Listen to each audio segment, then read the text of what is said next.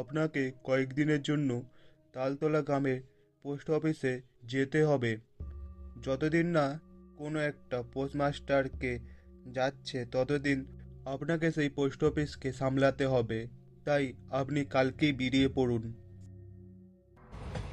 সেরকম মতন পরের দিনই সকালবেলায় ট্রেনে করে আমি তালতলা নামের গ্রামেতে যাওয়ার জন্য বেরিয়ে পড়লাম। বড়বাবু বলে দিয়েছিল ওইখানে থাকার জন্য জায়গা ঠিক করা আছে। যেখানে আগের পুরনো পোস্টমাস্টার থাকতো সেইখানেই থাকতে হবে। দেখাশোনার জন্য একটা লোকও ঠিক করা আছে, আমাকে স্টেশন থেকে আনতেও আসবে।